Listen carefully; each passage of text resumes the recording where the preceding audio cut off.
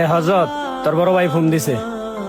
বড় ভাই ফোন দিছে, ফোনটা রিসিভ করে লাউড স্পিকারে দে। ঠিক আছে, এলো কথা ক। বড় ভাই কি কবা কও। ছোট ভাই, তুই তো জানস আমার কি যে পরিস্থিতিটা চলতেছে। ছোট ভাই, আমার চাকরিটা চলে যাওয়ার পরে আমার সংসার চালাইতে খুব হিমশিম খাইতেছে। আমার 5,000 টাকা দরকার, তোর কাছে কি আছে? বড় ভাই তোমার টাকা লাগবো 5,000, তুমি আগে কইবা না? তোমার বিকাশ নাম্বার কি এটাই?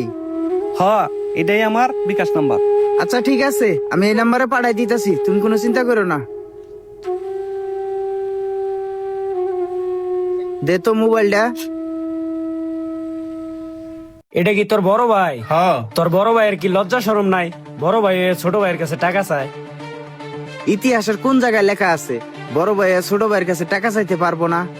ছোট ভাই হয়ে বড় ভাইয়ের উপকার করা যদি অন্যায় হয়, এই অন্যায় আমি বারবার করতে চাই।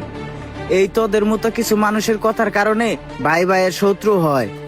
আজকে কইছস, পরের বার জানি এই কথাগুলো আর না শুনি। বড় ভাই লালন পালন করে আমাকে বড় করছে, এই বিপদের সময় আমি যদি তার পাশে না থাকতে পারি তাহলে আমি কেমন ভাই?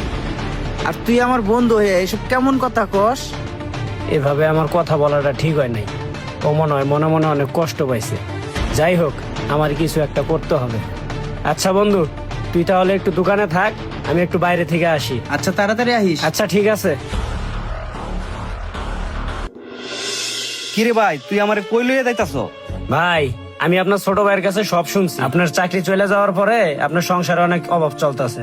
আপনার চাকরি চলে যাওয়ার পরে আপনার সংসারে যে পিছুটান চলতেছে, এটা আপনার ছোট ভাইয়ের কাছে আমি শুনছি। তাই আপনার জন্য একটা চাকরি ভাও করছি আমার বড় ভাইয়ের অফিসে। সত্যি বলতাছস? হ্যাঁ ভাই, চলেন। বড় ভাই, এই মাসের মালের ডেলিভারি হিসেবগুলো। কাজ কাম কি ঠিক মতন চলছে না মালটাল আরো আনা লাগবে? বড় ভাই, কাজ কাম তো সব ঠিক আছে, এই মাসে কিছু মালের অর্ডার করতে হবে। আচ্ছা কি কি মাল লাগে আমি এটা লিস্ট করে জানাচ্ছি, তুমি এই ফাঁকে নাস্তাটা করে আসো।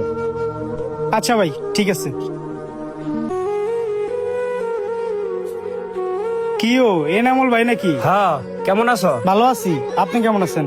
আসাদুল ভাই, আপনি যে বলছিলেন আপনাদের দোকানে একটা লোক লাগবে, এই যে বড় ভাইরে নিয়ে আসছি। ভাই, আমাদের কাজগুলো তো অনেক ভারী কাজ, আপনি করতে পারবেন? হ্যাঁ ভাই, আমি খুব পরিশ্রমী, আমি সব কাজেই করতে পারবো। তাহলে ভাই আপনি আমার সাথে আসেন, কাজগুলো বুঝিয়ে দিই। আসাদুল ভাই, আপনি তাহলে বড় ভাইরে কাজটা বুঝাই দেন, আমি আবার দোকান ফালাই আসছি, আমার আবার দোকানে যাইতে হবে। আচ্ছা ঠিক আছে ভাই। কাজের সময় আবার ফোন দিল কে? আরে বড় ভাই এই সময় আবার ফোন দিল। হ্যালো ভাই, কও। ওই ছোট ভাই, তোর সাথে যে বন্ধুটা থাকে ও আমার একটা কাজের ব্যবস্থা করছে।